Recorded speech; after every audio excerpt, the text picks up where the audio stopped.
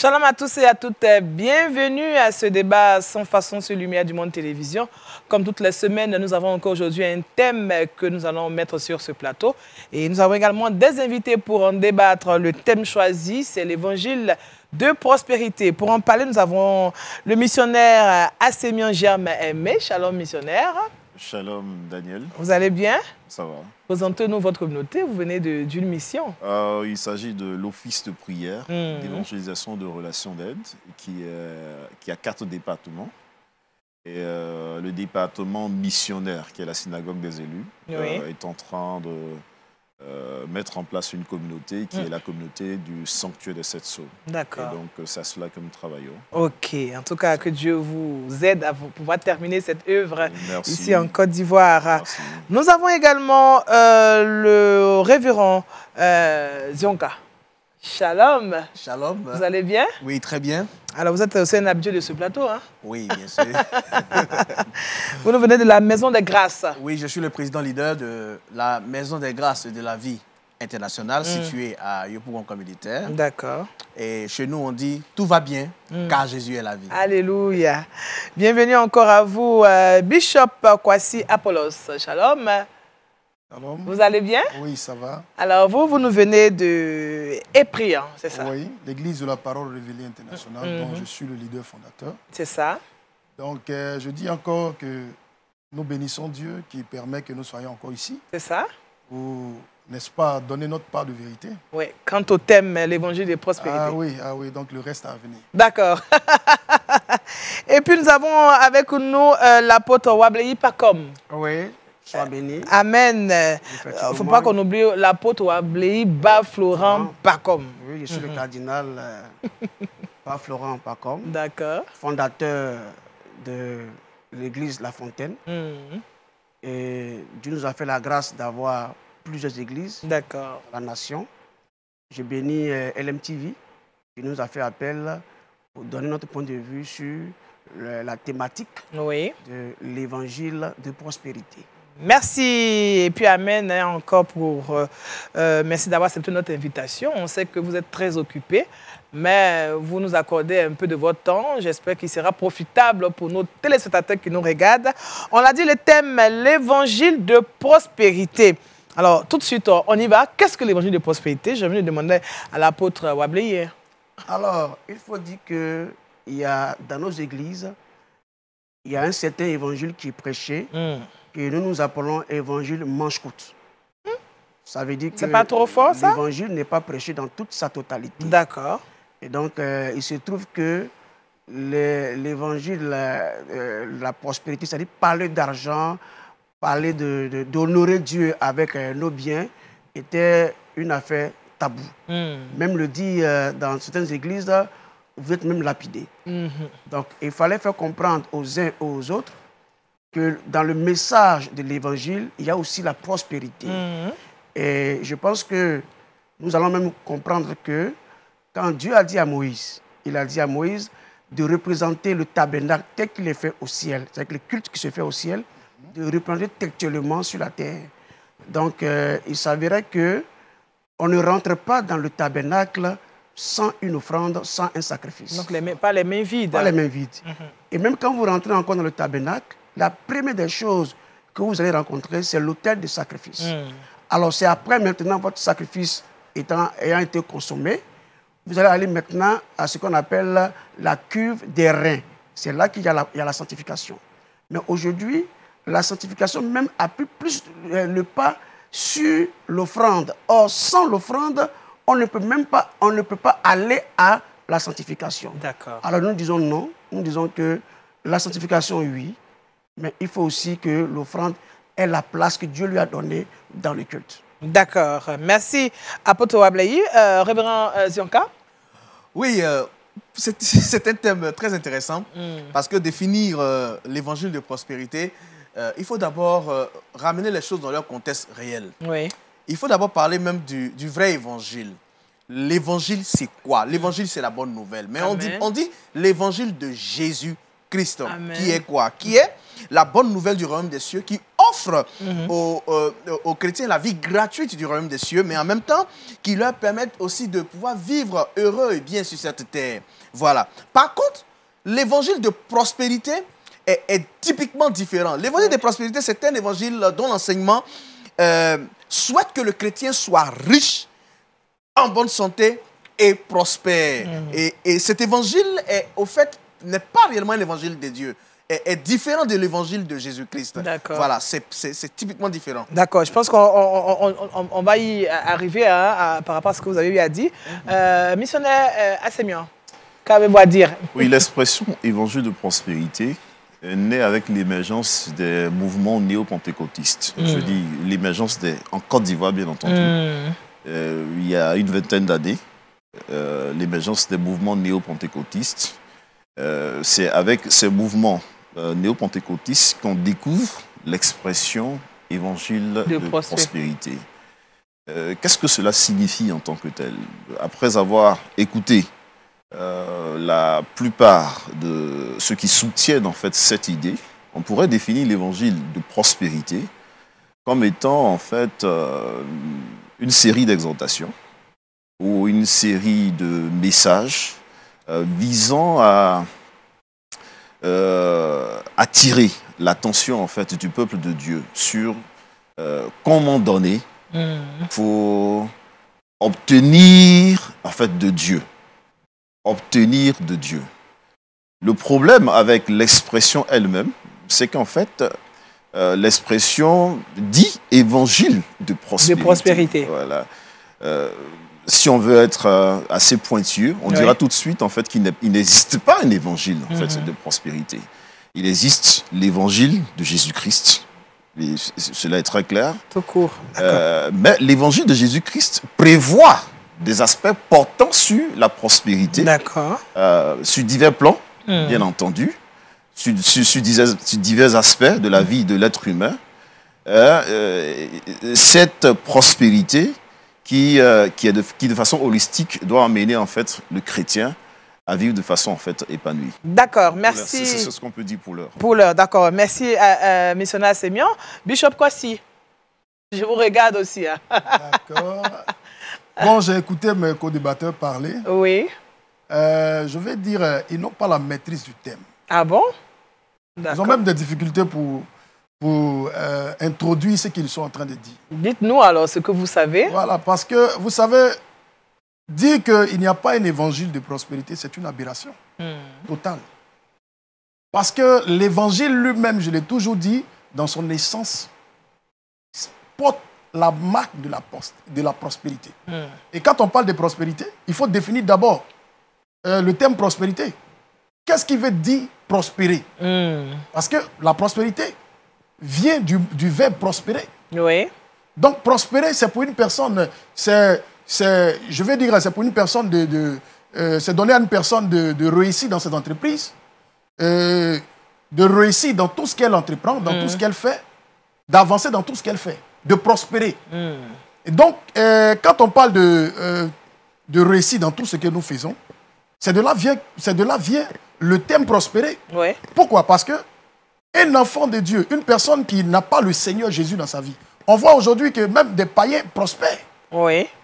À plus forte raison, des personnes, quand je dis prospères, c'est des personnes, des païens qui ne connaissent pas le Seigneur, mais qui font des choses dans le monde, mais qui arrivent à prospérer.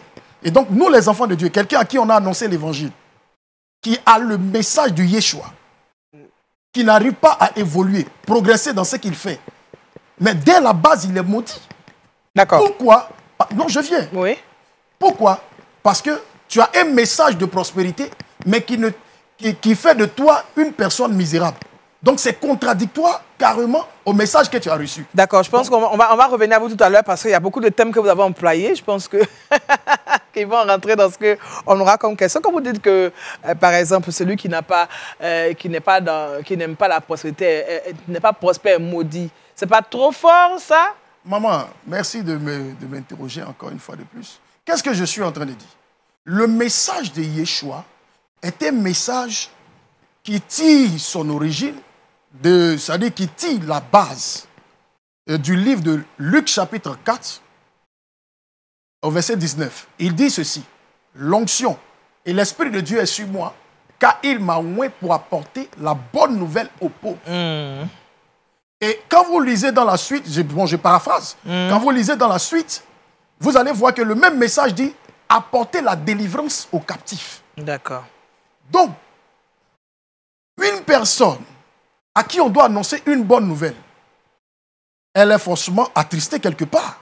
Elle est forcément dans une mauvaise nouvelle. Et donc, quand on apporte, quelle est la nouvelle qui a la capacité de changer votre vie, changer, d'enrichir, je veux dire, d'apporter la joie dans le cœur d'une personne. D'accord. Une personne qui est pauvre, quel est le message qui peut changer son air? D'accord. Qu'est-ce que je suis en train de dire? De dire que mes co-débatteurs n'ont même pas le droit d'être ici. Parce qu'ils vont défendre quoi? Ils ont le droit d'être là parce qu'ils ont leur opinion. Parce On a que bien évidemment- on vous a écouté. Je notre pense, opinion. oui, Révérend Zionka. Parce que quand on a écouté le bishop, il a donné un peu à quoi consiste l'évangile de prospérité qu'il défend. Au fait, alors vous, par rapport à ce que vous avez donné comme définition, En fait, selon vous, à quoi est-ce que ça consiste? Je veux que le bishop comprenne une chose. Quand on veut parler, aborder même déjà l'expression évangile, il faut savoir d'abord que, primo, l'évangile, c'est l'évangile de Jésus-Christ, qui ne consiste pas à amasser des richesses terrestres, mais au contraire des richesses dans le ciel. D'accord. Et qui ne consiste pas également à avoir des richesses en donnant de l'argent, à être béni en donnant de l'argent, mais au contraire à être béni par Dieu. Il faut d'abord comprendre cela. Sans condition, hein, sans condition. Être béni par Dieu sans condition. Voilà. Et l'évangile de prospérité consiste à quoi? En fait, il consiste à dire à quelqu'un, tu veux un mariage, donne 100 000 et Dieu va te bénir par un mariage. D'accord. Tu veux un travail, fais une offrande de temps, Dieu va te bénir par un travail. Tu veux temps, fais une offrande de temps. C'est faux, archi faux. D'accord. C'est archi faux. D'accord. D'accord. Apôtre Wableye. Alors, ce qu'il faut dire, il faut ici observer, En quoi consiste justement l'évangile de c'est prospérité? que, effectivement, ceux qui sont en face n'ont pas une bonne lecture, une bonne définition. C'est pourquoi nous sommes là, pour débattre Oui, oui. justement. Et donc, ce qu'il faut comprendre, j'avance. Oui. Ce qu'il faut comprendre, c'est que dans la Bible, il y a plusieurs chemins pour avoir un résultat. D'accord. Si vous quittez par exemple à Bobo pour aller au plateau, vous pouvez marcher pour partir.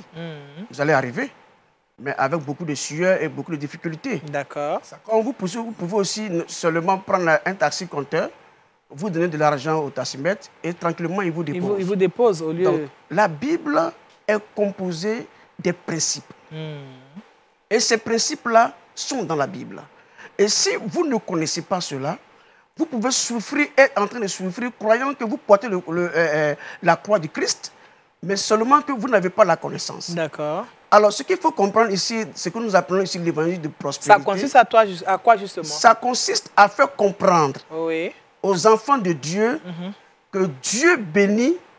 On n'a pas besoin d'aller voir un marabout, d'aller voir un féticheur. On n'a pas besoin de souffrir quand on est chrétien. On n'a plus besoin de porter la croix du Christ, car Dieu a déjà porté la croix pour nous. La Bible déclare que par ses meurtrissures, nous sommes guéris. Et la Bible dit que le châtiment qui nous donne la paix, c'est-à-dire la souffrance qu'on devait avoir pour avoir la paix du cœur, pour avoir la gloire, pour avoir la prospérité, Christ a déjà pris ça, c'est tombé sur lui. Mais c'est le même Christ qui nous dit, celui qui veut me suivre, qui se charge de sa croix. Oui, ça c'est ce qu'on appelle. Là, on parle ici de la prospérité. D'accord. On ne parle pas de persécution. C'est-à-dire, si on me persécute pour Christ, c'est une bénédiction pour moi. Si on me dit, si mon père me dit, par exemple, qu'il faut choisir entre moi et Christ, je vais choisir Christ. D'accord. Voilà, donc ça c'est la croix à porter. Mais une croix à porter ne veut pas dire que je dois manger dans la poubelle. Ça ne veut pas dire que je dois porter des C'est une manière de dire que l'évangile de prospérité consiste à changer de mentalité. Changer de mentalité et faire comprendre aux gens qu'on peut suivre le Seigneur Jésus et prospérer dans ce temps présent. À tous égards. À tous égards. D'accord. Et cela est possible. Amen. Merci.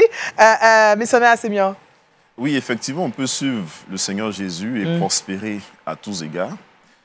Mais il ne faut pas confondre prospérité et prospérité. D'accord. Voilà, tout à l'heure, l'homme de Dieu était en train de dire que des païens prospèrent.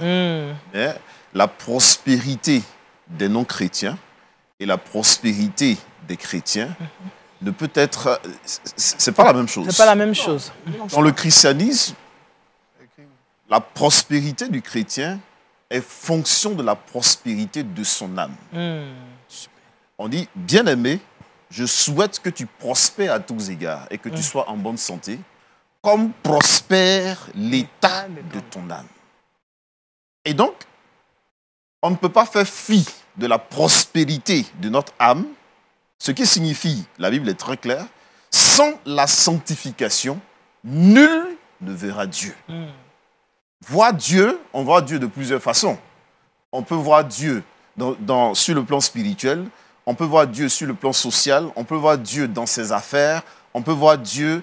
Mais la Bible nous dit que sans la sanctification, nul ne verra Dieu. Je tenais en fait à préciser ce point parce qu'on ne peut pas confondre ce que les païens font pour aboutir à certaines choses et puis confondre la prospérité sur certains plans que Dieu donne à ses enfants qui sont en fait en Christ. Donc je voulais en fait souligner je voulais revenir en fait sur ce que l'homme de Dieu a dit tout à l'heure. Alors, est-ce que cet évangile est biblique? Tout à l'heure, on a écouté le révérend Zionka et le missionnaire Assemia. On a l'impression que l'évangile de prospérité n'est pas biblique. Il n'est pas biblique. Non. Ce que je voulais dire, en fait, ce qu'il faut qu'on retienne, ce qu'on veut dire, la prospérité fait partie de la Bible. La prospérité fait partie de la Bible. Effectivement. Mais il n'existe pas un évangile de prospérité. Il existe un seul évangile, l'évangile de Jésus-Christ. D'accord. Bishop? Oui, donc j'interviens dessus. Oui. Ok, d'accord. Il n'y a pas de débat. Est-ce que l'évangile de prospérité est biblique? Maman, ils ont même tué le débat. Ce que je suis en train de dire, ils ont déjà fini. Parce que... On a encore beaucoup de minutes devant nous. Maman. Ça dit que si vous les laissez les deux, ils vont débattre, ils ne vont pas finir. D'accord. Parce qu'ils ont fini. Ils disent qu'il n'existe pas un évangile de... La prospérité existe dans l'évangile de Jésus. Mais nous, on fait quoi ici? C'est que je suis en train de dire à mes frères, lorsque ils font le jeu de mots, le jeu de mots, c'est quoi? C'est-à-dire, en disant la prospérité de l'évangile. Lorsque vous parlez de la prospérité de l'évangile, vous êtes en train de parler d'un évangile prospère, n'est-ce pas? Tranquille. Maintenant, quand vous parlez du message, c'est-à-dire comment on dit là, de la prospérité, non, l'évangile de la prospérité, c'est ce contraire-là, le contraire de l'autre phrase qui les dérange. Est-ce que les deux ont un même sens? Je viens, maman. Lorsque vous dites l'évangile de la prospérité et la prospérité de l'évangile, n'empêche que vous parlez toujours de l'évangile. Bon, on remplace l'évangile par un nom propre. Je veux dire, un nom comme Bishop Apollos. Bon, la prospérité d'Apollos. Et un Apollos prospère. N'empêche que qui est prospère? C'est Apollos. Donc, lorsque vous êtes en train de donner ces jeux de mots, vous jouez au jeu que le diable a joué avec Ève dans le jardin. Bishop Apollos, ne dites pas des choses graves. Ne dites pas des choses graves, Bishop Apollos. Lorsque vous étiez parlant, je vous ai laissé. Maman, dis-lui. Non, mais vous dites des choses graves, Bishop Apollos. Dis-lui. Laissez-moi parler. Est-ce qu'il y a un rapport avec Ève dans le jardin d'Éden? Je viens. Oui, je t'explique, maman. Oui. Dieu a dit, tu manges la pomme, tu meurs. Quand le diable est arrivé, il a dit, Dieu a-t-il réellement dit? On ne fruit pas la pomme. Je viens, maman. Voici les thèmes qu'il a employés. C'est ce qu'ils font pour tromper les mondes chrétiens. Et ça, c'est dangereux. Comment on peut dire qu'il y a un autre évangile qui existe, mais qui parle seulement de... Est-ce que sans la prospérité, Jésus même pouvait ressusciter? Jésus ne pouvait jamais ressusciter sans la richesse.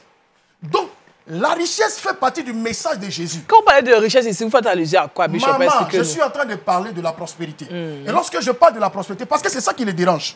Moi, je connais les jeux.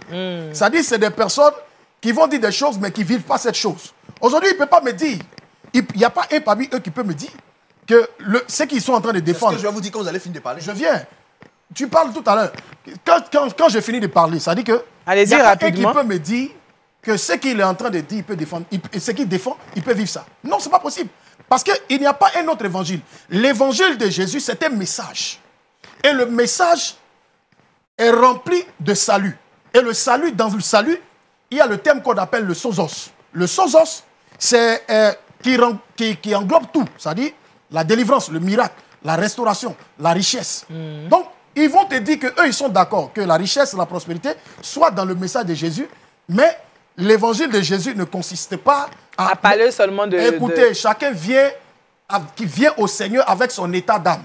Je vous ai dit ici que je suis cette femme qui souffrait de perte de sang pendant 12 années. Quand j'approche le Seigneur, c'est à cause de quelque chose. Et lorsque le Seigneur me guérit, c'est une prospérité pour moi. D'accord. Donc, qu'ils ne voient pas cela comme un thème démoniaque pour voir un chrétien prospérer. Nous, on est fatigués. Vous savez, l'évangile que les gens prêchent aujourd'hui, l'évangile que les gens... Je viens. Ne monopolisez pas la parole, Bishop. Les modérateurs. Rapidement.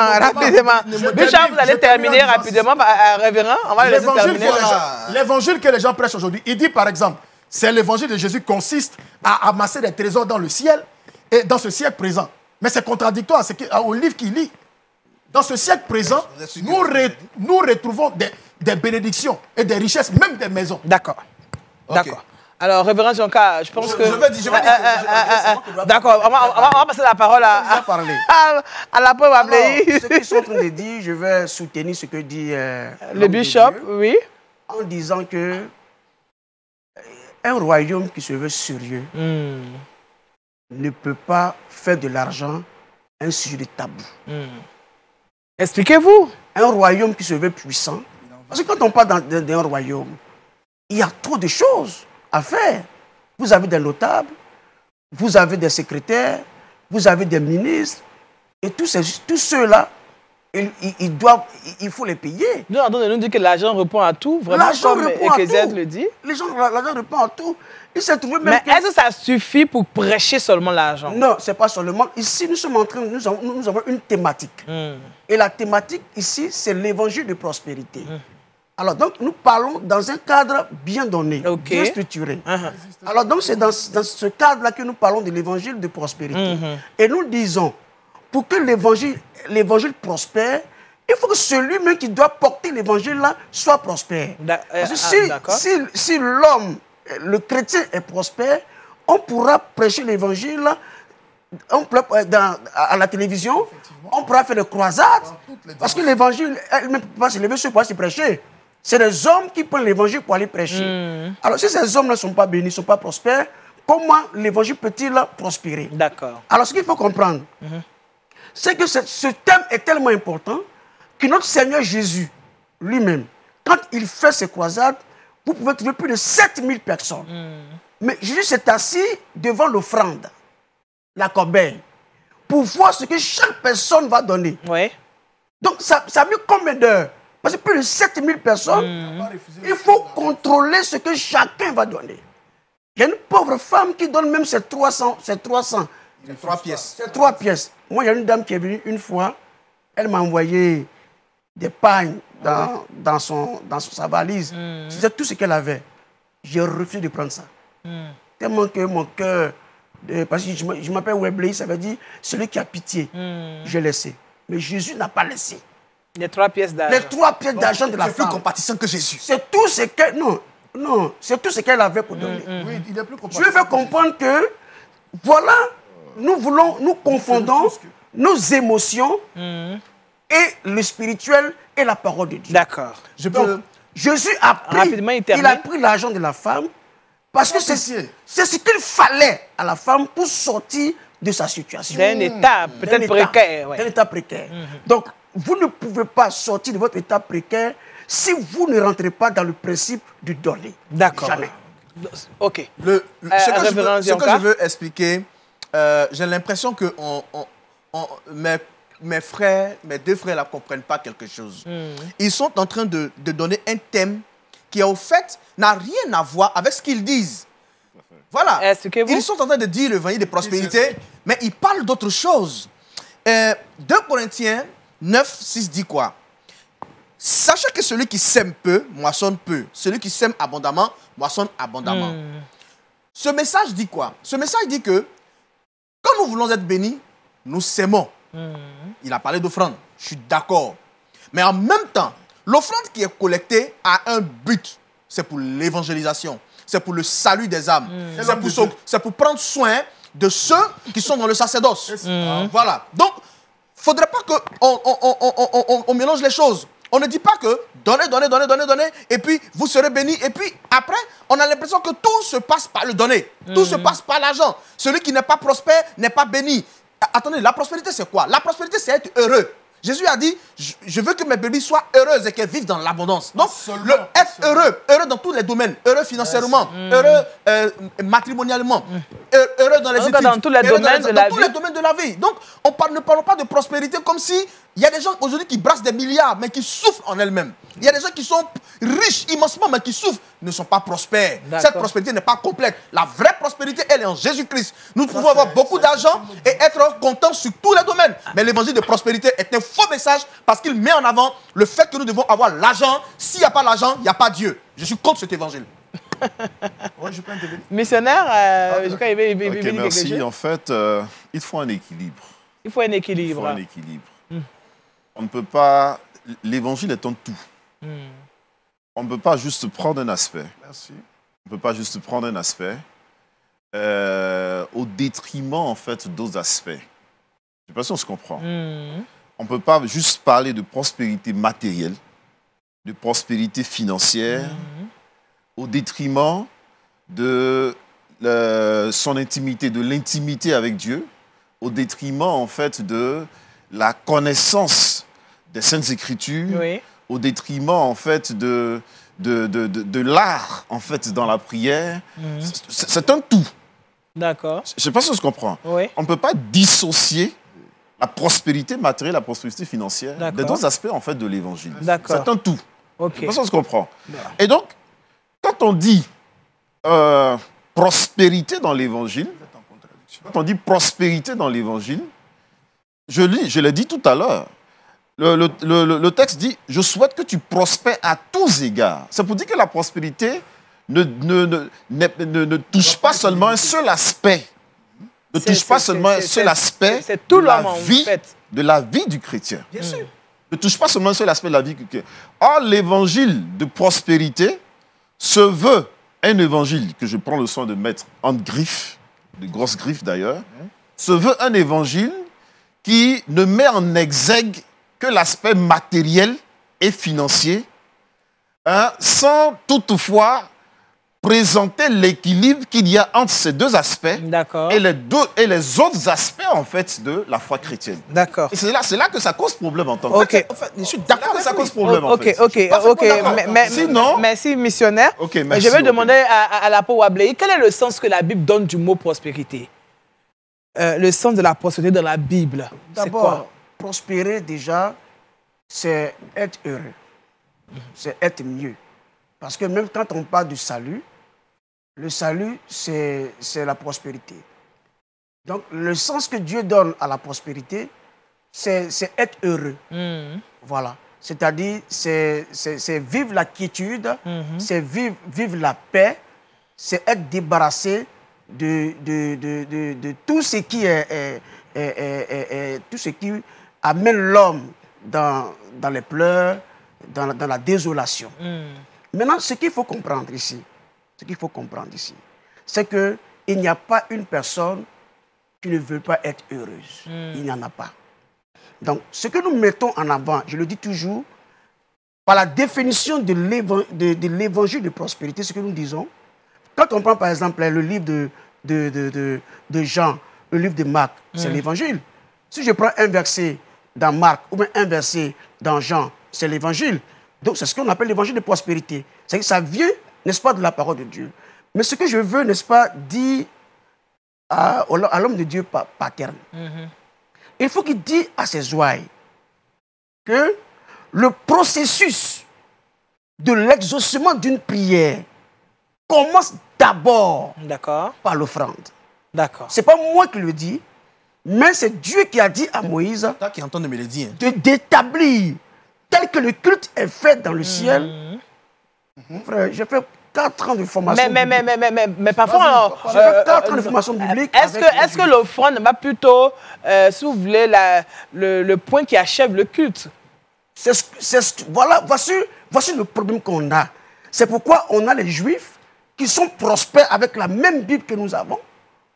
On a d'autres chrétiens qui sont prospères avec la Bible que nous avons. Et nous sommes en retard avec la même Bible. D'accord. C'est parce que nous avons mis en deuxième plan ce qui doit être au premier plan. Alors, comme je vous disais, le tabernacle, là, c'est comme ça le culte a lieu au ciel jusqu'à aujourd'hui. Donc, on commence par l'offrande. À la porte qu'on appelle du tabernacle, on trouve Jésus. Et Jésus ne vous laisse pas rentrer tant que vous n'avez pas quelque chose dans la main.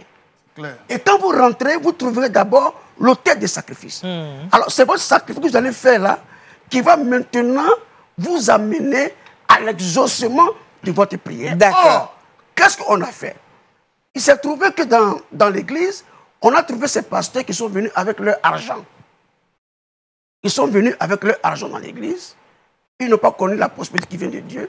Donc, ils combattent la prospérité. Parce qu'eux-mêmes, ils sont déjà venus avec leur argent. Et ils veulent dominer les autres. Ils empêchent les chrétiens de pouvoir avancer en leur donnant ce qu'il faut pour prospérer. D'accord. Alors, Bishop, quel est le sens que la Bible accorde à ce thème prospérité? Ok. La Bible dit que c'est la bénédiction de l'Éternel qui enrichit. Amen. Et qui n'est suivie d'aucun chagrin. Donc, la bénédiction de l'Éternel. En d'autres versions, il est dit la prospérité de l'Éternel qui enrichit et qui n'est suivie d'aucun chagrin. Donc, je pense qu'ils ne comprennent pas bien. Moi, je suis en train de défendre quelque chose. Il n'y a même pas de débat. Ce que je suis en train de dire, c'est quoi? L'évangile dont ils veulent créer, c'est un autre monde qui n'existe pas. C'est clair. Nous parlons d'un message. C'est clair. Il n'y a pas deux messages. Que dit ce message? Je suis d'accord avec eux. Le message dont il est question ici, c'est le message de Yeshua. Hamashiach. À part ça, il n'y a plus d'autres messages. Le message de Yeshua, dans son essence, est la prospérité. Dans son essence. Parce que c'est une bonne nouvelle. Ce n'est pas une mauvaise nouvelle. Et la bonne nouvelle, c'est dans toutes les dimensions. Et quand on parle de dimension, on ne peut pas ignorer l'aspect argent. On ne peut pas exclure l'aspect finance. Bon, il y a d'autres aspects qui rentrent. Mais aujourd'hui, nous sommes ici pour parler. Nous sommes dans une thématique qui est intitulée l'évangile de la prospérité. Et donc, nous ne parlons pas des autres, mais nous disons qu'il n'y a pas un autre évangile. Cet évangile dont ils sont en train de créer un monde qui donc pour vous, l'évangile de prospérité et l'évangile dont ils parlent, c'est le même évangile. Il n'y a pas de différence. C'est le même évangile. C'est le même évangile. Parce que l'évangile de Jésus est prospère. D'accord. Pourquoi? Parce que quand on parle de l'évangile de prospérité, la prospérité de l'évangile, c'est le même thème évangile qui est employé. Pourquoi voulez-vous dissocier la prospérité ou la gloire de l'évangile? La Bible dit dans le livre de 1 Pierre, chapitre 2, verset 9, que nous sommes un sacerdoce royal. Amen. Maman, je vais te dire une chose. Dans une royauté où il n'y a pas de richesse, dans une royauté où il n'y a pas de prospérité, ce n'est pas une royauté. C'est autre chose. C'est autre chose. C'est du mécréantisme. C'est-à-dire c'est la sorcellerie que vous faites, que vous pratiquez là-bas. Du mécréantisme. Donc que le pasteur Patel ne me dise pas que l'évangile de Jésus exclut le thème de la prospérité. De la prospérité, d'accord. Parce que la prospérité... Je n'ai jamais dit ça sur ce plateau. D'accord. Qu'est-ce que vous dites alors? Nous sommes là, nous sommes tous vivants. Je n'ai jamais dit cela. La cravate me fatigue. Je ne vais même pas porter ça. Je ne vais pas porter ça. Alors qu'est-ce que le pasteur Patel dit alors? C'est pas grave. La Bible dit... Et j'aime bien la cravate en plus. la Bible dit, en Jean 14, verset 12. Non, qui nous parle. En vérité, je vous le dis. Celui qui croit en moi fera aussi les œuvres que je fais, et il en fera de plus grandes parce que je m'en vais au Père. Amen. Il continue, verset 13. Et tout ce que vous demanderez en mon nom, je le ferai, afin que le Père soit glorifié dans le Fils. Verset 14. Si vous demandez quelque chose en mon nom, je le ferai. Verset 15, la condition. Si vous m'aimez, gardez mes commandements. Il n'a pas dit donner l'argent. Je vais expliquer quelque chose. D'accord. Vous voyez, les gens utilisent le thème évangile de prospérité pour masquer leur tard, pour masquer leurs erreurs et pour masquer leur incompétence à prêcher le salut aux chrétiens. Je vais expliquer quelque chose d'un peu plus clair à mes chers frères. On vous avait entendu parler du message du développement personnel qui peut dire tu peux tout par toi-même. Par toi-même, tu peux tout. C'est-à-dire par tes compétences, par tes capacités, par tes ceci, cela. Au fait, ils ne savent pas que c'est ce qu'on appelle l'évangile de prospérité. L'évangile de prospérité, c'est l'évangile qui met en action le fait que le chrétien peut tout par lui. C'est-à-dire, il suffit que tu donnes, tu fasses telle offrande, tu prospères. Il suffit que tu fasses telle action, tu prospères. Or, ce qu'ils oublient, c'est qu'il y a, il y a des principes. Il y a des principes. Il y a des principes. de la prospérité. Il y a des principes que nous devons savoir. Mais je ferme là et puis je lui réponds. Je lui dis quoi? Un évangile, c'est la bonne nouvelle. Et la bonne nouvelle, elle n'a été donnée que par Jésus-Christ. Oui. Tout ce qui vient autour n'est pas évangile, c'est un message. Et un message, il est faux. D'accord. Voilà. À part le message de Jésus-Christ, tout message qui vient dans le but de vouloir nous expliquer Christ est faux. Mais Jésus-Christ, c'est quoi? Si un autre, je venais m'annoncer un autre Jésus-Christ, qu'il soit anathème, l'a dit Paul. Non, ça veut dire quoi? Le message, c'est quoi? C'est quel message? Il dit un autre évangile. Alors, tu parles de message. Alors, merci. Si vous nous prenez en marche, vous êtes à l'émission Sans Façon. Et le thème aujourd'hui, c'est l'évangile de prospérité. Alors, la question que je veux poser aussi, oui, je viens, vous allez répondre. Vous avez fini. On n'a pas encore fini l'émission, justement. Nous sommes en train d'avancer. Vous avez souvent énoncé ce verset de texte de 3 Jean, verset 2, qui dit « Bien-aimé, je souhaite que tu prospères à tous égards et sois en bonne santé comme prospère l'état de ton âme. » Est-ce qu'en lisant ce verset, justement, tout à l'heure on a écouté l'apôtre qui a dit qu'on peut prendre un verset de Jean, un verset de Luc, mais est-ce qu'en lisant ce verset, ce n'est pas aussi une clé que la Bible nous donne par rapport à la prospérité? Okay. Je peux... Oui, avant de venir à vous, Bishop, missionnaire. Le texte, il est évocateur. Je veux dire, en fait, que c'est l'un des textes qui pose, en fait, le fondamental concernant, en fait, la prospérité chrétienne. Mais je veux dire que le principe de la prospérité, ou comme le pasteur le disait tout à l'heure, je veux rebondir là-dessus. Oui. Quand nous nous approchons de Dieu, le principe dit que celui qui s'approche, ceux qui s'approchent de Dieu, croient qu'il existe et qu'il est le rémunérateur de ceux qui le cherchent. Amen. Ça, c'est le principe de l'exaucement. Je ne sais pas si on se comprend. Peut-être qu'ils sont en train... En fait, je sens ils développent peut-être une forme modérée de l'évangile de prospérité. Parce que dans l'évangile de prospérité, on achète tout. On achète sa guérison, on achète son mariage, on achète... je ne sais pas, sa délivrance, même son salut. Voilà, on achète, tout s'achète dans l'évangile de prophète. Et c'est faux. Parce que parfois, on voit, voilà, et c'est faux. Parfois, on voit qu'il y a des gens qui vendent, par exemple, de l'huile, du sel, l'eau. Tout ça, c'est ça. Tout ça, ce sont en fait les différentes ramifications, j'allais dire, les différentes conséquences en fait, de l'évangile de prospérité. Voilà. D'accord, je pense que le bishop... Je voulais terminer. Rapidement. Voilà. Le 3 Jean, verset 2. Oui. 3 Jean, verset 2. Ça, je l'ai dit tout à l'heure, je reviens là-dessus. Je l'ai dit tout à l'heure, je reviens là-dessus. Dieu veut que nous soyons prospères. D'accord. C'est pas ce qu'on comprend. Et prospères sur tous les plans. Est-ce qu'on se comprend? Mais en étant prospère sur le plan matériel et financier, parce que c'est ça, ce sont ces deux aspects-là qui constituent le fondamental de l'évangile de prospérité. En étant prospère sur le plan matériel et financier, on ne peut pas en fait maudire Dieu ou ne pas croire en lui et être prospère sur le plan matériel et financier. Donc, auquel cas, votre prospérité viendrait d'ailleurs et non de Dieu. Et non du Dieu dont parle en fait. Donc on ne parlera pas de prospérité. C'est pas ça que je comprends un peu. D'accord. Voilà, donc les choses, on ne peut pas dissocier. D'accord. On ne peut pas dissocier la prospérité matérielle et financière de la sanctification, de la dévotion à l'égard de Dieu. D'accord. Ce sont des choses indissociables en fait. D'accord. Merci, missionnaire. Alors Bishop, ce texte que je viens de lire, ce n'est pas là une clé. C'est parce que tout à l'heure vous avez beaucoup cité ça. Moi je pense que c'est... Est-ce que la Bible elle-même ne nous offre pas des clés de prospérité. Parce que je vais lui demander, mais comment on devient prospère? Selon la Bible, comme vous êtes d'accord pour ça, comment on devient prospère? J'ai toujours dit que dans l'art de l'interprétation d'un verset, il ne faut pas oublier l'aspect contextuel. Il faut rester dans le contexte. Voilà. Ce verset-là, il est très profond. D'accord. 3 Jean 2. Je souhaite que tu prospères comme prospère, à tous égards, comme prospère l'état de ton âme. Ce qui veut dire, je l'ai dit ici encore, l'âme est déjà prospère à partir du moment où il est en contact avec le message de Jésus. L'âme est déjà prospère.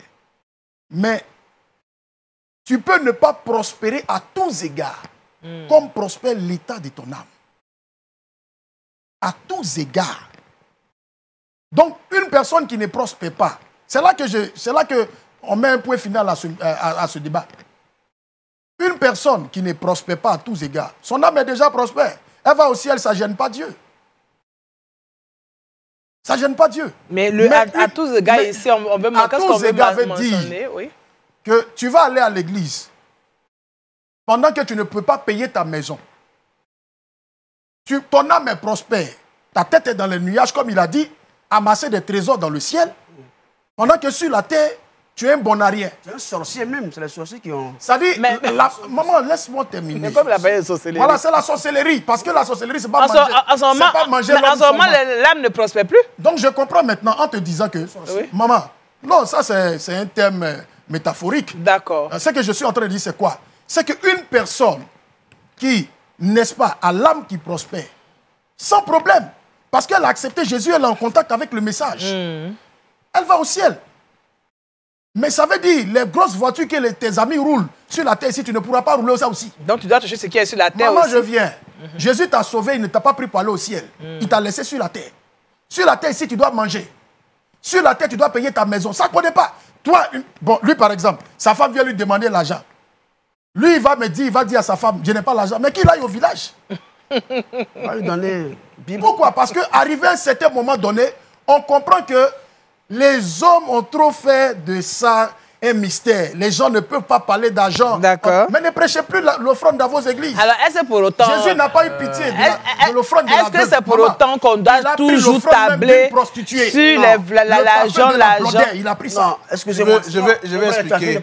Attends, je vais parler. Même les parfums de Blondin ne sont pas épargnés. Ce que je vais dire, au fait, le problème, c'était quoi?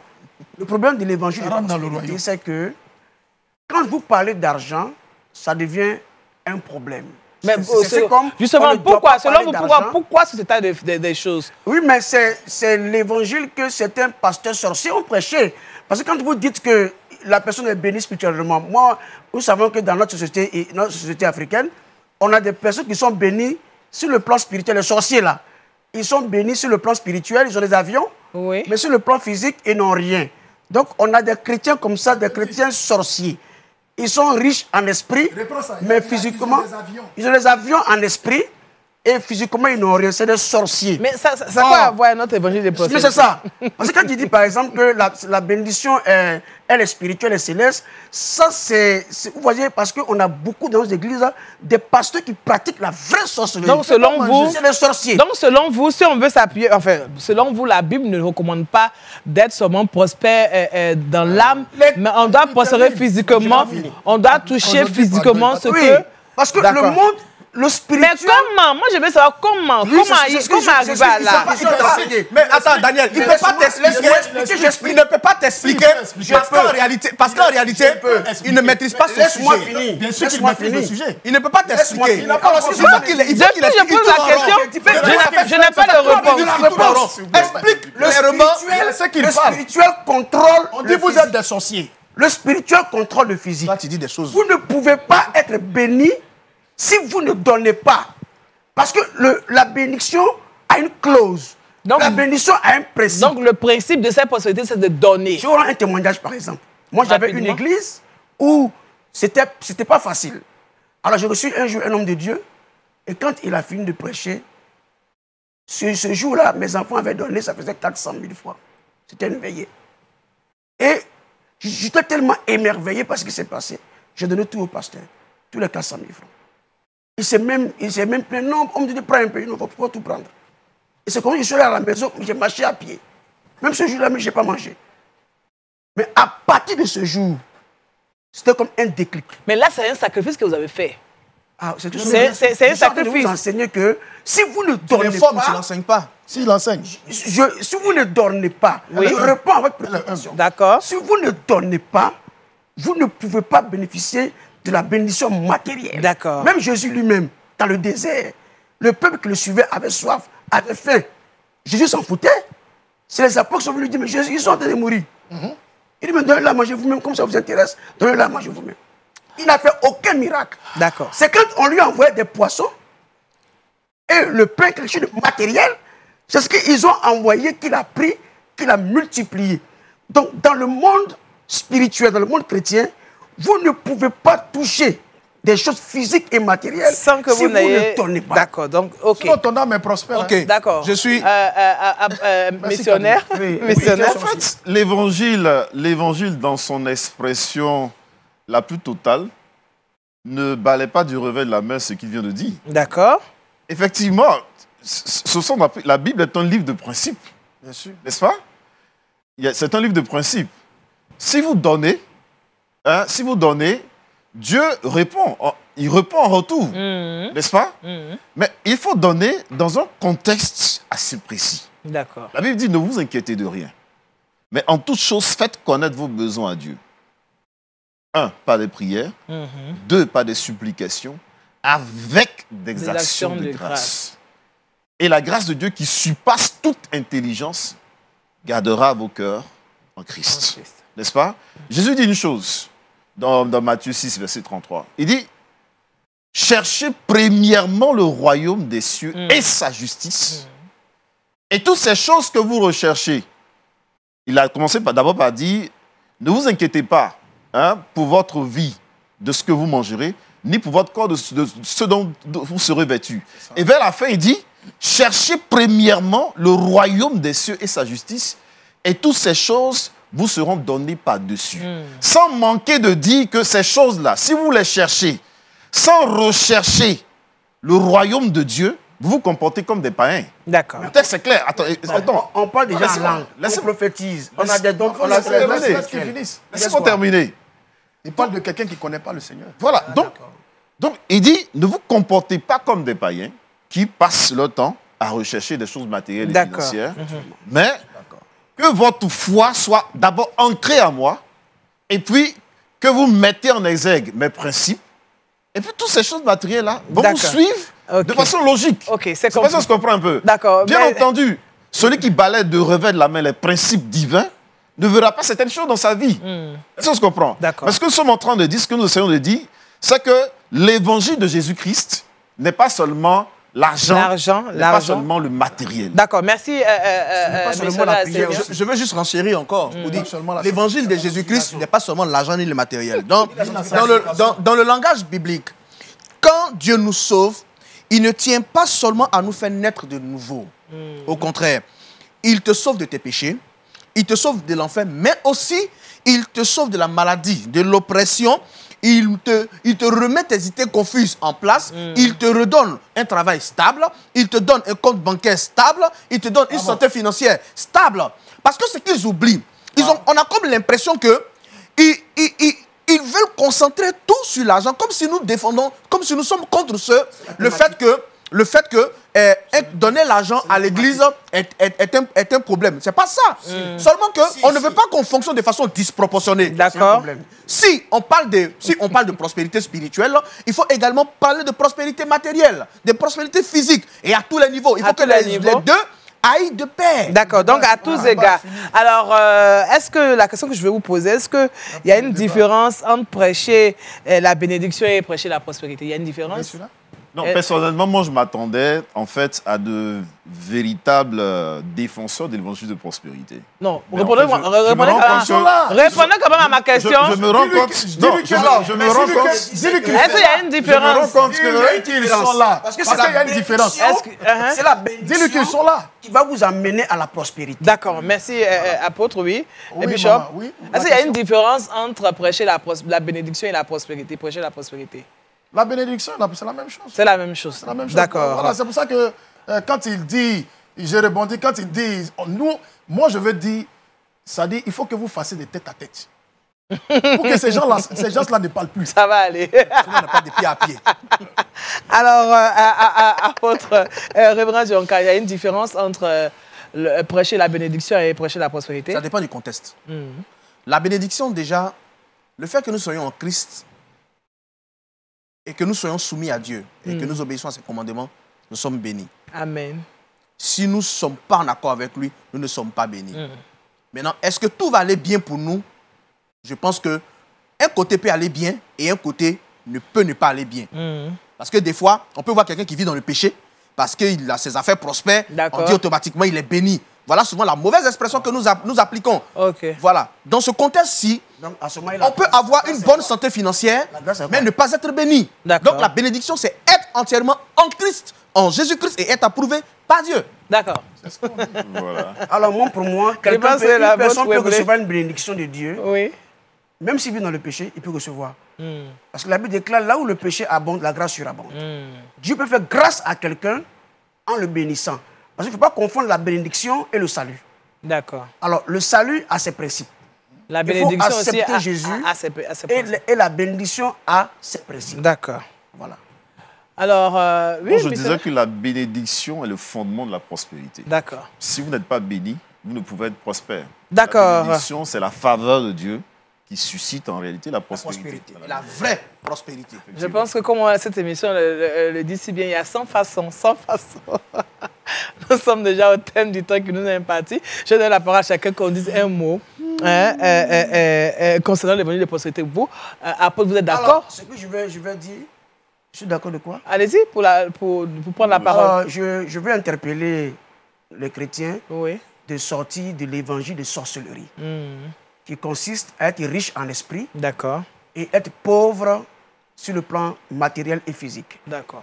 Parce que l'évangile que prêche le Seigneur, c'est que... Parce que le monde spirituel, il faut le connaître. D'accord, rapidement. Voilà, donc le spirituel impacte le physique. D'accord.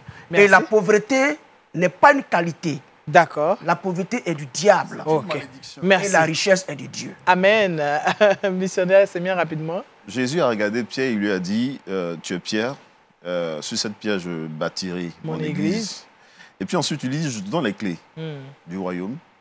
Tout ce que tu liras sur la terre sera lié dans les cieux. Et tout ce que tu délieras sur terre sera délié dans les cieux. En réalité, il est en train de dire, tu prendras des choses, des dispositions célestes pour les appliquer sur la terre. D'accord. Ça se comprend? D'accord. C'est du spirituel que naît le matériel. D'accord. C'est du spirituel que naît les finances. D'accord. Mais de la bonne spiritualité fondée sur des principes développés par Christ au travers de l'évangile de Jésus-Christ. Merci, missionnaire. Je vais laisser la parole à Bishop Kwasi. Ok, donc merci beaucoup. Je termine en disant ceci. L'évangile lui-même, la Bible a pris le temps de nous révéler certaines choses. Quand Jésus est mort, tous ses disciples ont fui. Ceux qui avaient l'onction ont disparu. Il fallait une autre personne. Et la Bible dit que c'était un autre de ses disciples. D'accord, rapidement. C'était un disciple mystérieux. Et lorsque lui, il apparaît, la Bible dit qu'il était riche. Amen. Et sans ce disciple, Jésus n'allait jamais ressusciter. Parce que l'audace qu'il a eue, il y a des audaces que vous ne pouvez pas avoir si vous n'êtes pas riche. C'est clair. Et donc, c'est cette audace, c'est cette richesse qui l'a poussé à aller dans la cour royale, réclamer le corps du Seigneur. Parce qu'il fallait que le mot ressuscité, dans le thème... Là, nous sommes en train de développer encore une autre thématique. J'ai dit... En fait, le thème est parti. Avant que Jésus ne ressuscite, il faut qu'on voie que le corps est enterré quelque part. D'accord. Et c'est lui qui a provoqué cela. Donc, nous disons aujourd'hui qu'il n'y a pas deux évangiles. L'évangile de Jésus, c'est l'évangile de la prospérité. D'accord. La prospérité elle-même, elle est dans l'évangile de Jésus. D'accord. Et quiconque prêche un autre évangile ou veut jouer à cache-cache, disant c'est ceci, cela, ce n'est pas la vérité qu'il prêche. Disons la vérité à nos fidèles. Merci Bishop. Merci Bishop. Et ils ont des voitures. Révérend Dionka pour terminer. Il va marcher à pied pour partir. Il faut pour partir. Laissez-le parler s'il vous plaît. Moi je vais penser à je remercie déjà le Seigneur pour ce thème. et cette télévision qui nous permet de vraiment communiquer sur des thèmes importants. Mon mot de fin est le suivant. La prière est centrée sur l'homme et non sur Dieu. Quand il s'agit d'éloigner les prospérités. Jacques 4, verset 3 dit, quand vous demandez, vous ne recevez pas, vous demandez mal dans le but de satisfaire vos passions. L'évangile de prospérité nous amène à vouloir tout pour nous et par nous. Et pourtant, Dieu nous amène à nous soumettre à lui et de le laisser nous bénir en fonction de son plan pour nous. Donc, en définitive, à la lumière des Écritures, l'évangile de prospérité est un fondement faux. Je vous remercie. Amen. Merci à vous de nous avoir suivis. Nous sommes au thème de cette émission. L'évangile de prospérité, c'est le thème de cette émission. Merci et puis à bientôt. Au revoir.